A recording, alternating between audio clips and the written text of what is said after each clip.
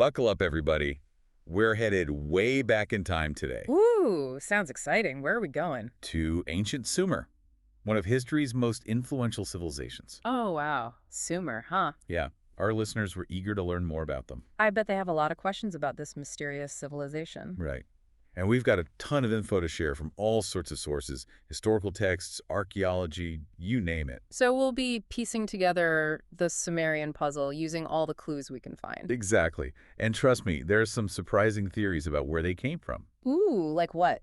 Aliens. Not quite aliens, but pretty wild nonetheless. Okay, you've got me hooked. Plus, we'll talk about their incredible innovations, the stuff that shaped the world we live in today. I'm ready to have my mind blown. So where do we start? What's the lowdown on Sumer? Well, imagine southern Iraq thousands of years ago, like way back around the 6th to 5th millennium BC. Wow, that's ancient. We're talking before the pyramids, right? Absolutely.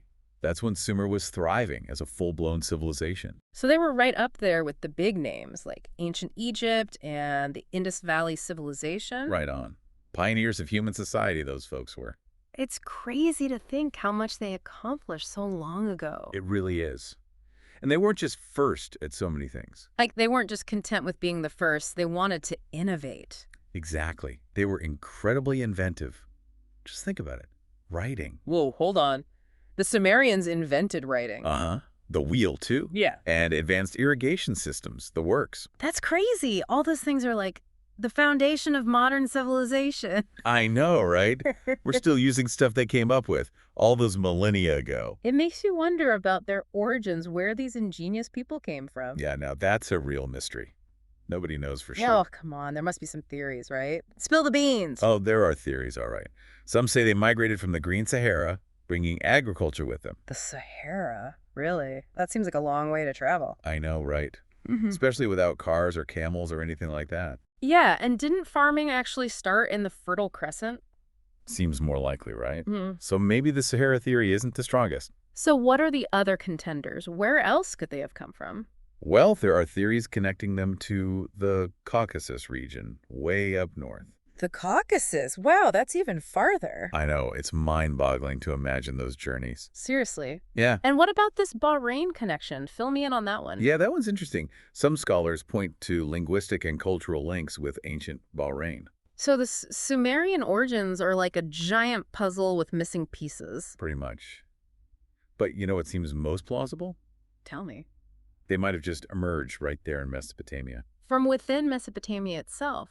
Mm-hmm. Huh.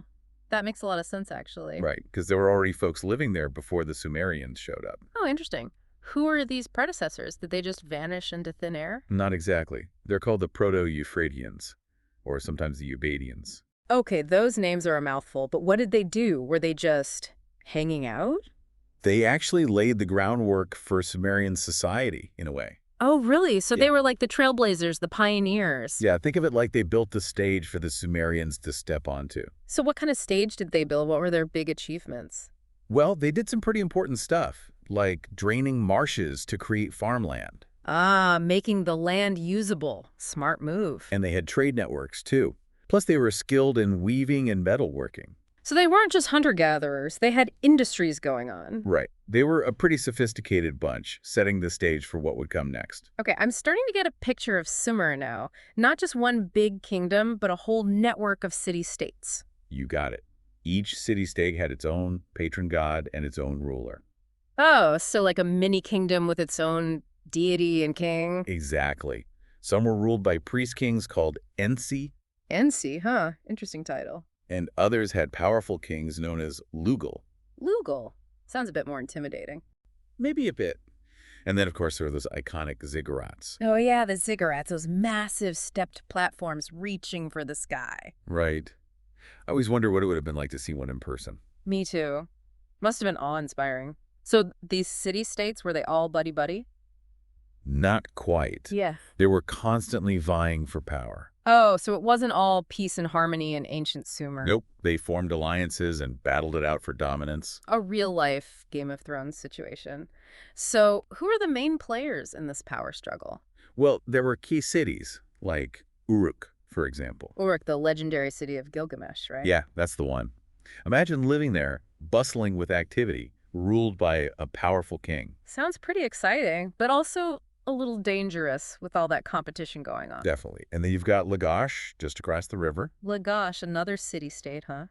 So they were rivals. Big-time rivals. Each with their own ambitions, maybe even plotting against each other. Wow, the tension must have been thick. It makes you wonder what daily life was like amidst all this. Yeah, from grand kings to everyday folks, let's take a journey through Sumerian history. Sounds like a plan.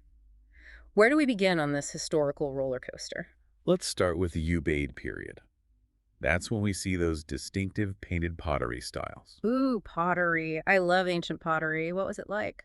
It's really unique, and this is when trade networks start expanding too. So connections were being made, the world was getting smaller. Exactly.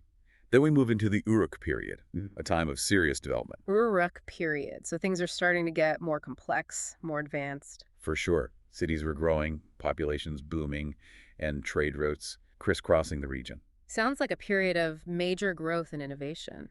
What about Uruk itself? What was it like? It was a true metropolis. Imagine a city with over 50,000 people. 50,000 people. Back then, that's massive, like bigger than most modern cities. It was the most urbanized city in the world at that time. Wow, a true ancient megacity. Can you even imagine walking those streets? It boggles the mind, right? All those people and activities crammed into one place. Yeah. It must have been a sight to behold. The sounds, the smells. Total sensory overload. And of course, towering above it all was the ziggurat. Ah, the ziggurat. A reminder of the city's power and religious importance. Absolutely. And this is also when legendary figures like Gilgamesh enter the scene. Oh yeah, Gilgamesh, the epic hero, right. Wait, so the Epic of Gilgamesh is from this period. Bingo! And along with heroes, you've got the early dynastic period with all its drama. What kind of drama are we talking about? Walled cities, intense warfare, and the rise of powerful empires. Oh, so things are heating up, the stakes are getting higher. Big time. And speaking of the Epic of Gilgamesh, Yeah, what about it? it gives us a real window into Sumerian culture, their beliefs, struggles, everything. So it's not just a cool adventure story, it's like a historical document, too. Exactly. A story that still resonates with people today. Makes sense. But let's shift gears for a moment. Okay, where are we heading? I want to hear about the everyday folks, not just kings and heroes. You got it. What about their social structure, their families, their relationships? Yeah, what was life like for the average Sumerian? Well, their society was highly structured. You had the Lu, the free person, Whoa, okay, and then? and the Arid James, the slaves. Ah, so a clear social hierarchy even back then. Yeah, it permeated every aspect of life. But here's a surprising twist. A twist. I love twists. Lay it on me. Sumerians actually had some pretty progressive views on family life. Progressive, you mean for their time, right? Yeah, especially when it comes to the role of women. Okay, now I'm really curious. What made them so ahead of their time? Well, I've heard that women held a more prominent role than you might expect. Interesting. You know, I'd love to dig into that a bit more. Let's do it. Tell me, what made Sumerian women stand out? In earlier times, they could own property, run businesses, even be priestesses. Wow, that's pretty impressive, especially considering the ancient world. It is, isn't it? Mhm. Sadly, though, those rights faded over time. Oh no, really? What happened? It's a pattern we see in a lot of ancient civilizations, actually. Like a step forward and then back again? That's a bummer. Yeah, a reminder that progress isn't always linear, and it makes you think about our own struggles with gender equality. It's a sobering thought, that's for sure. But hey, enough of the heavy stuff for now. I'm pumped to learn about those Sumerian innovations. Oh yeah, let's dive into that. They were true trailgetters in so many ways. Buckle up because we're about to unlock some ancient secrets. Let's start with writing. The development of cuneiform. Those wedge-shaped symbols pressed into clay tablets. It was a game changer. It's tough to grasp how revolutionary that was. It wasn't just about keeping track of sheep or barley. Nope, not at all. It opened up a whole new world. Suddenly, they could record history, write down laws. Whoa, wait. So they could actually document their lives. Exactly. Compose literature. Whoa, they were writing stories and poems. Uh-huh. Even love letters. Imagine getting a clay tablet with a heartfelt message. That's one way to make a statement. But seriously, it's amazing how writing allowed them to share knowledge. Totally. It's like they unlocked the power of information for future generations. And they didn't hoard it all for themselves? Right. Nope. Yeah. Cuneiform wasn't just a Sumerian thing. Their influence spread, so did their writing. So other cultures picked it up too? Absolutely. The Akkadians, Babylonians, Assyrians, they all adapted cuneiform. Wow. It's like a chain reaction of knowledge spreading across Mesopotamia. Precisely. They sparked a whole new way for humans to communicate. Speaking of communication, I'm still baffled by their math system. Oh, yeah. The sexagesimal system, base 60, wild stuff. Totally wild. Why 60? It's so different from our base 10 system. Good question.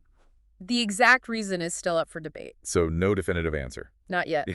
But it probably has to do with their observations of time and the stars. Time and stars. How so? Well, they divided the day into 12 hours, each hour into 60 minutes, and each minute into 60 seconds. Hold on. Are you saying our way of measuring time comes from the Sumerians? Bingo! They got the ball rolling, and their understanding of place value was super important too. So we're using Sumerian math every time we check our watches. Mind blown. It's pretty cool. Right. And their math knowledge didn't stop there. They also delved into geometry and algebra, Right? the stuff that makes some people sweat. Yeah, that's right. But they were good at it. They figured out pi-calculated areas and volumes. No way. Seriously. That's advanced stuff. And they used it for practical things, too. Agriculture, construction, trade, you name it. So their math skills weren't just for show. They put it to work. Absolutely. It was all about solving real-world problems. Okay, let's switch gears again. From numbers to battles, I'm curious about their military prowess. Oh, yeah. The Sumerians were no strangers to conflict. Constant battles probably led to some interesting developments. Like what? Do they invent new weapons or something? Well, there's this incredible piece of evidence called the Stele of the Vultures. The Stele of the Vultures, what's that? It's a stone carving that shows the king of Lagash and Edom leading his troops to victory. Sounds intense. But what's so special about this carving? It depicts a level of organization and discipline that's pretty remarkable for the time. So it wasn't just a chaotic mess of soldiers running around. Nope. They had structured military units, a sense of strategy, real tactics. Wow. So they were more like a professional army than a bunch of farmers with pitchforks. Exactly. Yeah. They had trained warriors and a clear understanding of warfare. That makes sense. If you're constantly fighting, you gotta step up your game. And let's not forget those thick city walls, essential for defense. Oh yeah, those walls must have been crucial, especially against sieges. For sure, they adapted to their environment, the constant threat, and it shows their ingenuity. So warfare, even way back then, was driving innovation. Absolutely. It's a recurring theme throughout history, but even the mightiest civilizations can fall. True. So what brought down the Sumerians? Was it that all of those battles? Battles played a part, but the real culprit was something much sneakier. Something sneaky. Intrigue. Tell me more. Environmental degradation. Centuries of intensive agriculture took a toll. What? Like they farmed too much? In a way, yeah, their reliance on irrigation was a double-edged sword. How so? All that irrigation water evaporating in a hot climate led to a buildup of salts in the soil. Wait.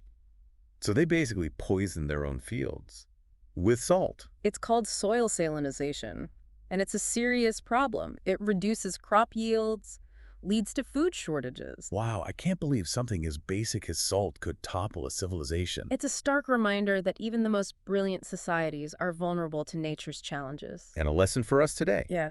We can't ignore the environment. Absolutely. Sumer's decline is a cautionary tale about the need for sustainability. So as their crops dwindled, did that make them easy targets for invaders? You bet. The Amorites, a nomadic people, saw an opportunity. Oh no, here come the Amorites. They exerted their influence, established their own dynasties, and from those ashes, the Babylonian Empire would rise. Talk about a power shift. Yeah. But if the Sumerians were conquered, how did their culture survive? Their language, their writing. That's the amazing thing. It didn't vanish. It was absorbed. Yeah. Adapted. So the conquerors saw value in Sumerian knowledge. Exactly. The Amorites and Babylonians recognized its worth. They kept it alive. So it was more of a cultural blend than a complete wipeout. Yeah, think of it like the Roman influence on Western civilization. It's still around, even though the empire is long gone. Ah, I get it. So Sumerian culture was woven into the fabric of Mesopotamian society. Precisely. Their language lived on in religious rituals, legal texts, scholarly works. And what about cuneiform? Did that stick around too? Oh yeah, it was adapted for the Akkadian language, became the standard writing system across the region. Wow. So the Sumerian legacy persisted even after their political dominance faded? Absolutely. And their literature, especially the Epic of Gilgamesh, continued to inspire. So their stories and ideas kept on traveling through time. Exactly. They left an indelible mark on human history. But let's circle back to those environmental challenges for a moment. Okay, back to the salt problem. What can we learn from their experience, especially with our own environmental concerns today? Well, Sumer's decline is a wake-up call, a reminder that unsustainable practices have consequences. We can't just exploit the planet without thinking about the future. Right, right. We need to be responsible stewards, just like the Sumerians should have been. Easier said than done. But surely our technology can help us avoid their mistakes. Technology is a powerful tool, but it's not a magic solution. So it's not just about inventing new gadgets.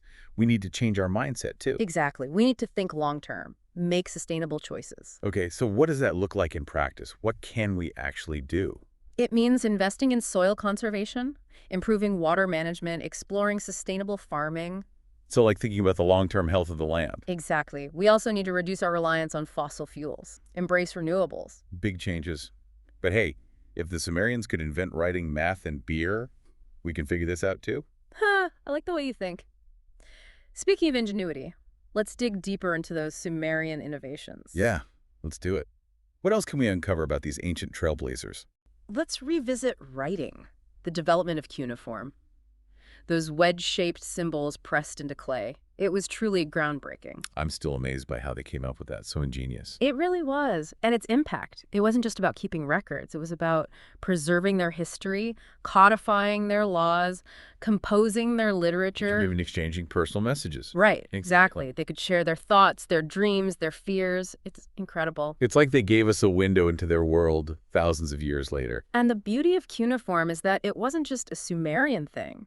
As their influence expanded, so did their writing system. So it spread beyond their borders. Absolutely. Yeah. The Akkadians, the Babylonians, the Assyrians, they all adopted and adapted cuneiform. Wow. So it became the language of a whole region. Exactly, creating this vast library of texts, a treasure trove of knowledge about ancient Mesopotamia. It's mind-blowing to think about the ripple effect of their invention. It truly is. Now, let's tackle that fascinating math system of theirs, the base 60 sexagesimal system. Okay, I'm ready for another math lesson. Why 60? It's such a strange number to us today. The origins are still debated, but it likely arose from their observations of time and celestial movement. Time and the stars. I'm sensing a connection here. They divided the day into 12 hours, each hour into 60 minutes, each minute into 60 seconds. Hold on a second. Are you telling me our way of measuring time is based on the Sumerian system? Bingo! They laid the foundation, and their understanding of place value was crucial too. Wow. Every time we check our clocks, we're tapping into ancient Sumerian wisdom. It's a legacy that's still with us today, and their mathematical brilliance didn't stop there. They were also into geometry and algebra. Right. Those subjects that still give some people nightmares. That's right. Yeah. But they excelled in those areas. They understood pi-calculated areas, volumes. Seriously, they were that advanced. Absolutely. And this knowledge wasn't just theoretical. They applied it to real-world problems. So their math skills had practical uses. In agriculture, construction, trade, you name it, they were masters of applying their knowledge. Okay, let's shift gears from the abstract to something more tangible, Sumerian architecture. Sounds good. What do you want to know? We've talked about the ziggurats, those massive structures, but what about their everyday buildings? What were their homes like? Well, they might not have had indoor plumbing, but their houses were quite sophisticated for their time. So, no fancy toilets, but still pretty impressive. Exactly. They had multi-room dwellings, courtyards, ovens for baking bread. I'm picturing a cozy courtyard. The smell of fresh bread baking. It doesn't sound too bad. And remember, they lived in a hot, arid climate, so their homes were designed for shade and ventilation. Like ancient air conditioning. Smart thinking. Right. They had to adapt to their environment. But let's go back to those ziggurats for a moment. Okay, back to those towering structures. What was their main purpose? Just temples. Primarily, yes. They were dedicated to the patron god of each city-state. So, like a giant house for the gods. In a way, yes. They were thought to be the dwelling places of the gods. Must have been pretty intimidating to approach those structures, knowing the gods were supposedly up there. I bet. And they served as centers for astronomical observation, too. So a blend of religion and science. And their platforms may have been used for public gatherings and ceremonies. They were truly multifaceted structures, symbolic of the Sumerian worldview. Speaking of their worldview, I've always been fascinated by Sumerian art. Those intricate carvings, the mosaics.